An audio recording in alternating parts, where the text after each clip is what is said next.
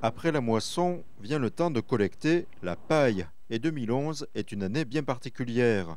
En raison d'un printemps sec, la production de paille a chuté de 40% et avec l'humidité du mois de juillet, sa qualité est moindre. La qualité de la paille, c'est son pouvoir absorbant. Une paille qui a énormément mouillé, remouillé, devient très vite noire avec un développement de moisissures de champignons. Les pailles qui vont être récoltées au mois d'août, d'une part, pour la litière, ça nous inquiète quand même parce qu'elles ne seront pas de bonne qualité de ce côté-là. Puis au niveau de nos collègues des régions touchées par la sécheresse, pour les faire manger, ces pailles-là, il va falloir trier. Quantité plus basse, qualité moyenne, les éleveurs sont parfois en difficulté car pour eux, la paille est indispensable. La principale utilisation de la paille, c'est pour faire la litière aux animaux, c'est-à-dire c'est pour absorber les déjections des animaux et que les animaux soient toujours propres et couchés dans un endroit sec. Ça peut aussi, dans des cas extrêmes, être utilisé pour l'alimentation. Vous voyez, une ration de vache laitière doit être fibreuse, c'est pas de la soupe.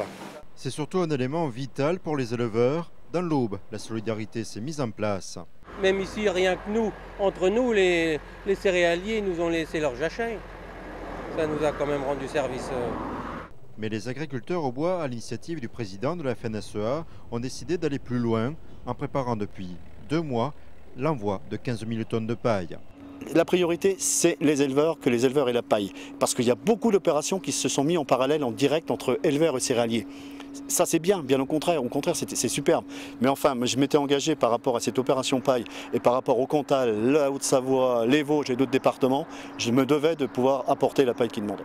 Dans notre département, on a quand même trouvé 300 céréaliers qui sont capables et qui ont compris que le mot solidarité existait encore et c'est tant mieux, c'est une très bonne nouvelle. Aujourd'hui à Châtres, 12 producteurs ont fourni 450 tonnes de paille. Elles ont été chargées sur un train.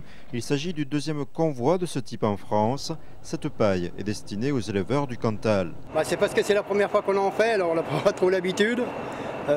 Ça change un peu que de faire des trains de marchandises. C'est de la paille, donc on la protège dans des wagons spéciaux, des bâches vitres. Les fonds de wagon, ça mesure combien? Ça fait 600 mètres, donc 20 mètres par wagon à peu près.